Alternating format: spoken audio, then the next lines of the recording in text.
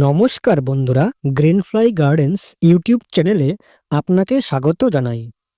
বন্ধুরা, আজকের এই ভিডিওটি জমিতে বিনস চাষের সম্পূর্ণ কার্যকাল অর্থাৎ বীজ বপন থেকে ফসল তোলা পর্যন্ত কার্যকালে বিভিন্ন রোগ দমন, সঠিক সার ও কীটনাশক প্রয়োগের সতর্কতা এবং জলসেচের নিয়ম ইত্যাদি সবকিছু তুলে ধরেছি আজকের এই ভিডিওটিতে।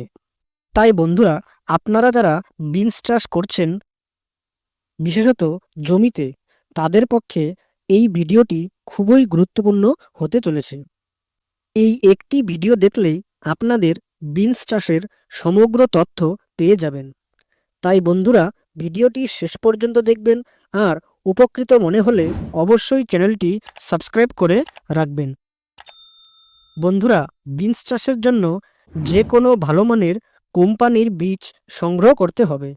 এক্ষেত্রে আপনারা পূর্বা কোম্পানির কালাশ বীজ, ইউনিসেম কোম্পানির গোকুল, প্রোফাউন্ড কোম্পানির ক্লোস্টার, সিমেনিস কোম্পানির ফাল্গুনি বীজ সংগ্রহ করতে পারেন। এছাড়াও আরও বেশ কিছু ভালো কোম্পানির বীজ আছে যা আপনারা সংগ্রহ করতে পারেন। বীজ বপনের পূর্বে জমিতে 3 থেকে 4টি চাষ করে জমিকে ঝুরঝুরে করে নিতে হবে।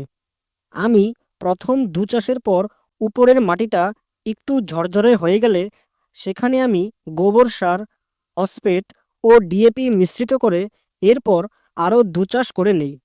এতে জমির সমগ্র অংশে সারটি ভালোভাবে পৌঁছে যায়। এভাবে জমি তৈরি করে নেওয়ার পর এখন জমিতে বিনসের বীজগুলো বসাতে হবে।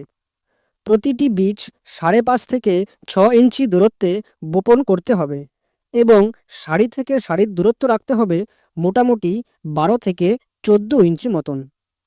এই পর্যায়ে রোপণ করতে 1 বিঘা জমিতে 2 থেকে 2.5 কেজি বীজ প্রয়োজন হবে বা 1 কাঠা জমিতে 100 গ্রাম থেকে 200 গ্রাম বীজের প্রয়োজন হবে।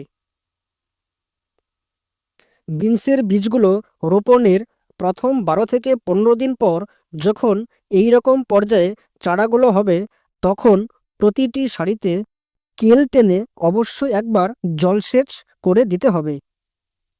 এবং এখন এই কচি পাতাতে জাপ পোকা বা বিভিন্ন ধরনের পাতা খেকো শুঁয়োপোকার হাত থেকে রক্ষা করতে ইমিডাক্লোরোপিড জাতীয় সিস্টেমিক কীটনাশক প্রতি 10 থেকে 12 দিনের ব্যবধানে একবার স্প্রে করে যেতে হবে। এভাবে বেশ কিছুদিন পর গাছগুলো যখন এই পর্যায়ে আসবে, তখন গাছের পাতায় বিভিন্ন ধরনের রোগ দেখা যাবে। বিনস গাছের প্রধান যে রোগ দ্বারা সমগ্র জমি নষ্ট হতে পারে সেটি হলো এই পাতা হলুদ হয়ে কুঁকড়ে যাওয়া। এটি আসলে পাতায় আক্রান্ত মোজাইক ভাইরাস। জাপ পোকা ও সাদামাছি এই ভাইরাসের বাহক। তাই সুস্থ গাছে সবসময় ইমিডাক্লোরোপিড কীটনাশক ব্যবহার করে যেতে হবে। এটি ব্যবহারের পরেও যদি কোনো গাছ এই রোগে আক্রান্ত হয়, তখন তৎক্ষণাৎ সেই গাছটিকে জমি থেকে ছুঁড়ে দূরবর্তী স্থানে ফেলে দিতে হবে।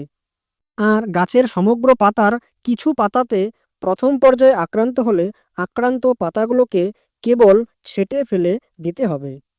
এরপর বিনস চাষের আরেকটি সমস্যা হলো গাছের গোড়া পচা রোগ। এই রোগে গাছের গোড়া পচে গিয়ে গাছটি মারা যায়। আপনার জমিতে কোনো গাছে এই রোগটি দেখা গেলেই তৎক্ষণাৎ সুস্থ সবল প্রতিটি গাছের গোড়ায় কার্বন ডিজামাইন গ্রুপের ছত্রাকনাশক যেমন ব্যাবিস্টিন অথবা ম্যানকোজেব ব্যবহার করতে হবে 2 গ্রাম করে প্রতি লিটার জলে গুলিয়ে। এছাড়া মাটিতে অতিরিক্ত জল ধরে থাকলে এই সমস্যা খুব বেশি হয়। তাই দোআঁশ মাটিতেই এই বিনস চাষ করতে হবে এবং অতিরিক্ত জলসেচ থেকে দূরে থাকতে হবে। এছাড়াও বিনস চাষে পাতায় অনেক সময় মরিচা রোগ বা রাস্টের আক্রমণ হয়। এই ক্ষেত্রেও ম্যানকোজেব গ্রুপের ছত্রাকনাশক স্প্রে করতে হবে। বিনস চাষের ক্ষেত্রে এই কয়েকটি রোগ থেকে গাছকে রক্ষা করে যান এবং যখন গাছে প্রচুর ফুল ফুটতে শুরু করবে, তখন বোরন ও জিঙ্ক জাতীয় যে কোনো অনুখাদ্য স্প্রে করতে হবে।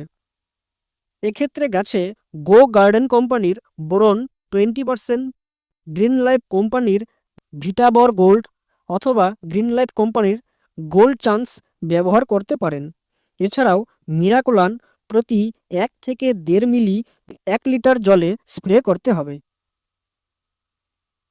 বন্ধুরা, এভাবে পরিচর্যার মাধ্যমে প্রতিটি গাছ সুস্থতার সাথে সাথে অধিক ফলন যোগান দিয়ে যাবে। এই ছিল আজকের ভিডিওটি ভালো লাগলে অবশ্যই চ্যানেলটি সাবস্ক্রাইব করে রাখবেন। নমস্কার।